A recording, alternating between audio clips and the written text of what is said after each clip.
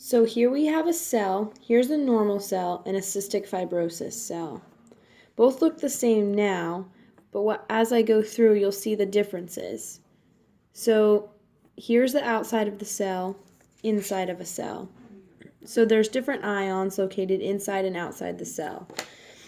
For the purpose of CF, what is affected is the chloride channels, so chloride, which then in return affects the sodium. So sodium is a small ion. It's able to pass through the phospholipid bilayer pretty easily. It does so, but it follows chloride. So chloride is too big to be able to pass through the phospholipid bilayer by itself. So it has to go through a channel. In order for this channel to work, it uses active transport, which means that it requires ATP. So we need ATP. So ATP has to bind to this channel to give it energy to allow it to open so that the chloride can come through. There are different molecules that bind to the outside here that allow this to open. So these binding molecules here allow ATP to attach. It opens the channel and allows the chloride to go through. When the chloride goes through, the sodium goes through because sodium is going to use simple diffusion and just go based on its concentration gradient. For a cystic fibrosis cell, there's something wrong with the chloride channel.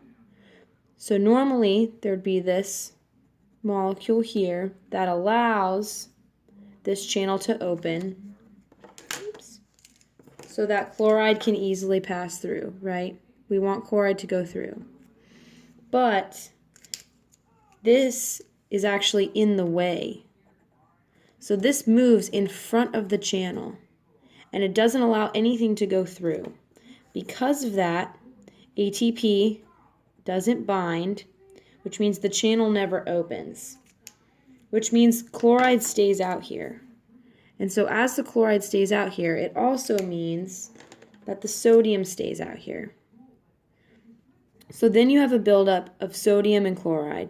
Sodium is going to be what causes secretions in cystic fibrosis patients to be very tenacious and hard to excrete. So here we have the lining of our respiratory system. Our respiratory bronchioles are lined with epithelial cells. These are the cells that we just looked at. So these epithelial cells have cilia, right? So the cilia move, they move in a beet-like fashion, and they go back and forth to move mucus. This is normal. Then you have a goblet cell. The goblet cells excrete mucus. This mucus lines the cells and allows for transport of different pathogens. So you'll have pathogens come in, and the mucus and the cilia will work together to move it out. In CF, because there's a lot of extra salt, a lot of extra sodium, this can impair the cilia. Whether it's because the pathogens get stuck, the secretions are too thick, or other reasons that I'll explain later, there's just a huge buildup of this mucus. So what happens is there's more and more mucus. So then the pathogens can't get out. So then there's more and more pathogens, and this is where we get sick. Because the pathogens can't be cleared by the cilia are impaired. They can't move anymore because they're stuck by all of this mucus, that's building up.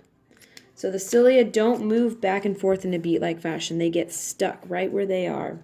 And while they're stuck, the pathogens continue to build up. So it's a vicious cycle.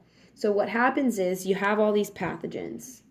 Then you get an infection because of all these germs. So they get an infection. So what happens? Your cells fight the infection. So when a cell fights the infection, it causes cell death. With cell death, there's a lot of debris. Debris brings mucus, more mucus. So now we're building up. So now we have a bunch more mucus. This mucus causes inflammation. Inflammation causes more mucus. More mucus traps more pathogens. So now we have more pathogens. And it just keeps going in a circle.